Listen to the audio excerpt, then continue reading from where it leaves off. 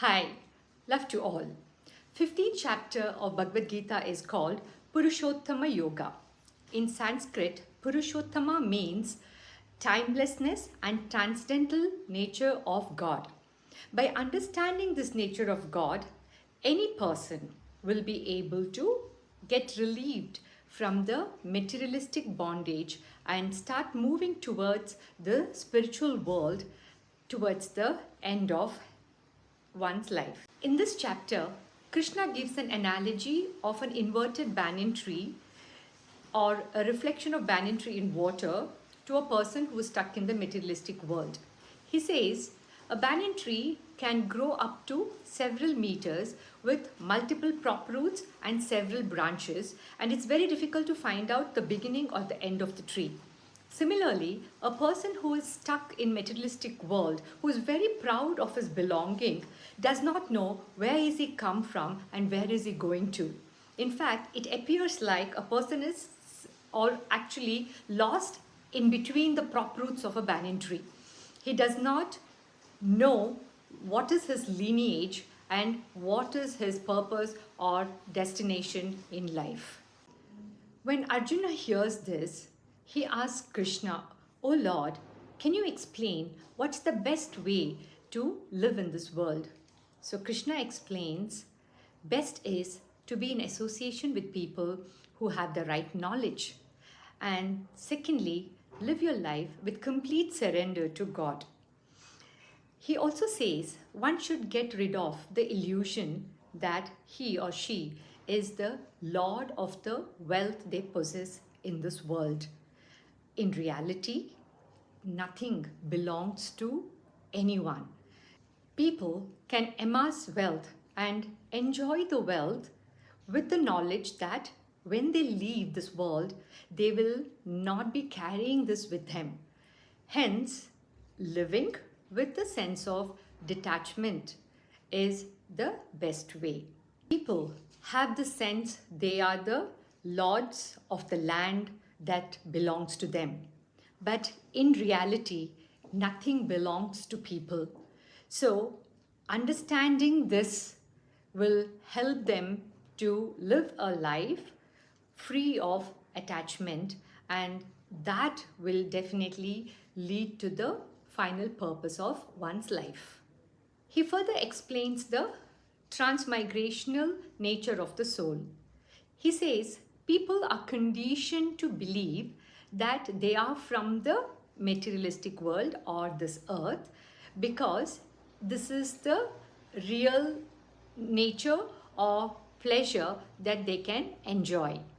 But in reality, people are inseparable part of God. But they have forgotten their lineage and hence they believe that they belong to this earth. So it's important that one understands the lineage of the soul. Krishna further explains that loss of memory and endless desires to the materialistic pleasure makes the person forget about his real nature. For example, I know that who are my parents. So my mother knows her parents. And when you trace upwards, every person actually is attached to or comes from Brahma. And Brahma himself comes from Vishnu, which means each one of us actually belong to the spirit world. But the loss of memory has made us to believe that we belong to this earth. So when a person passes on, the soul will carry certain memory and memory of certain attachments or unfinished work, and that soul has to take birth again and again till such time complete knowledge is obtained and a person lives in complete surrender to God and then finally merges with God in the brighter world.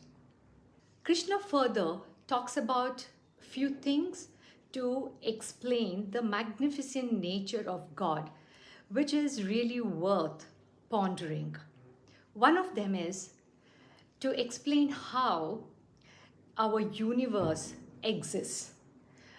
Like our universe Milky Way, there are thousands of universes, and every planet is suspended in the space, and they move in its own orbit with such perfection and with so much of speed that we are not able to even perceive it. There is beautiful alignment between the planets, between the universes, and it is impossible for such perfection to happen without the presence of the God. Hence, the nature of God is something our mind cannot even fathom. However, it is only through the feeling and experience of Lord can we understand his true nature. Further, Krishna talks about how God is the sun, which is responsible for every organism, plants to exist. God is moon, which makes the fruits and vegetables so juicy and sweet.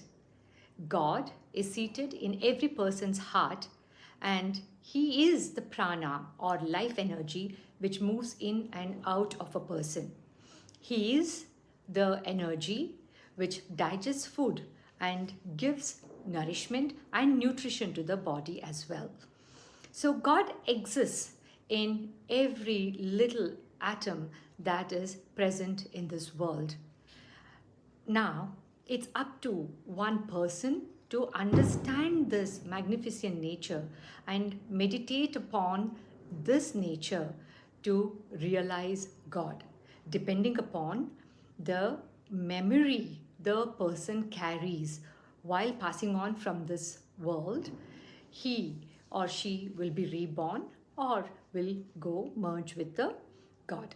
It's been a beautiful journey for me to read Bhagavad Gita and explain with whatever capacity that I can to you. But the main purpose is to request you to pick up a copy and read it at your own time and pace so that you understand the essence of Bhagavad Gita and implement it in your life to live a happy and content life.